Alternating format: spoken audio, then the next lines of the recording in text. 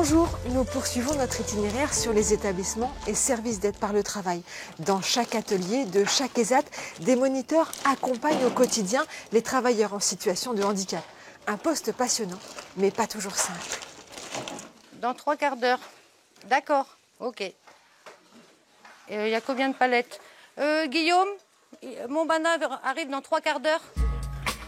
Toute la journée, toute la semaine, le cœur, la tête, les bras et les jambes de Patricia sont comme coupés en deux, partagés entre deux ordres en totale contradiction. D'un côté, il y a le client qui attend, de l'autre, ces travailleurs qu'elle doit ménager, protéger, encourager. Et comment je fais quand j'ai plein de travail? Pour que le travail avance, ça dépend des commandes. S'il y a une commande plus urgente, je mets plus de personnes sur chaque poste. On fait, voilà. Et puis, on laisse un petit peu de côté la commande qui est moins urgente. Depuis qu'elle est monitrice d'atelier, le mot préféré de Patricia, c'est « adapter ». Oui, Patricia. Elle adapte du matin au soir, suivant les commandes, l'état physique et moral de ses troupes. Et elle adapte tout. Le travail, sa façon de parler. Elle a créé des panneaux pour repérer les erreurs sur les boucles d'identification des vaches que ses travailleurs contrôlent. Qu'est-ce qu'il a, lui? T'assures? Merci. Bien. Très bien.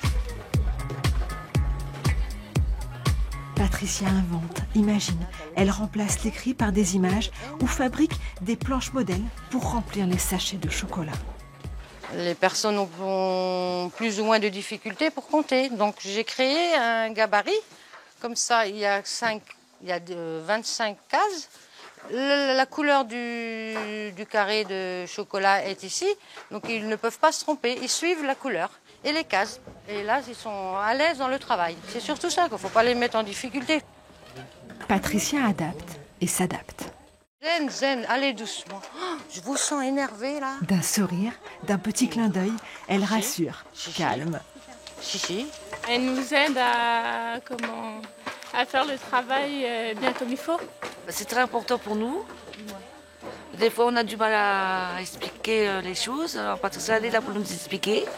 On dit souvent que les travailleurs handicapés ont des compétences, etc. Mais ils ont des compétences parce que les professionnels sont là aussi pour les accompagner et puis leur donner des compétences, leur donner envie de travailler et d'évoluer.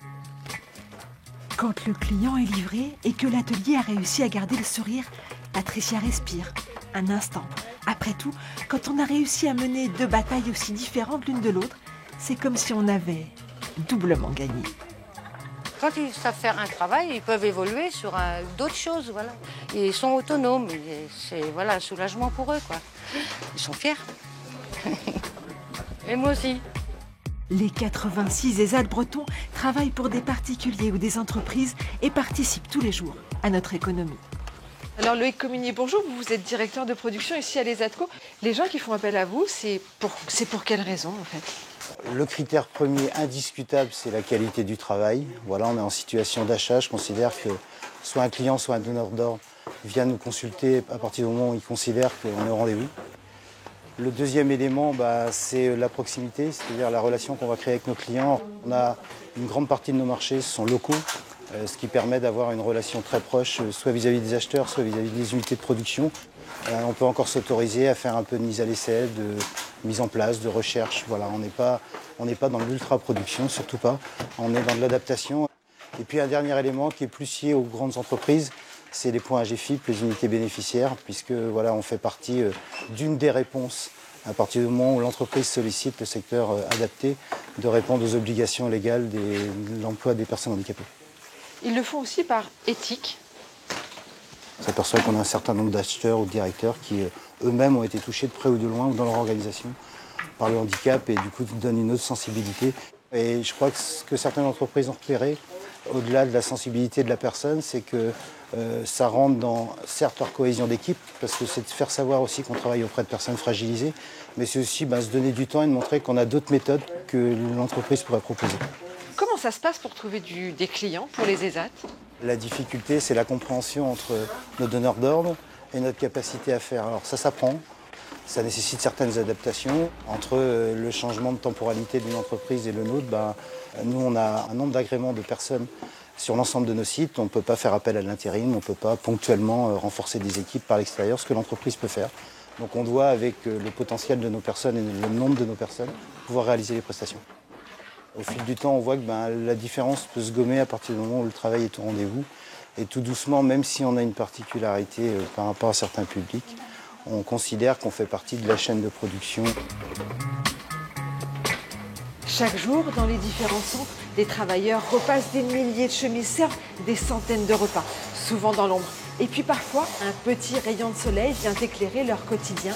Pierre-Henri, un jeune cuisinier, a gagné un concours qui l'a conduit dans les cuisines de l'Élysée. C'est notre séquence. Ina.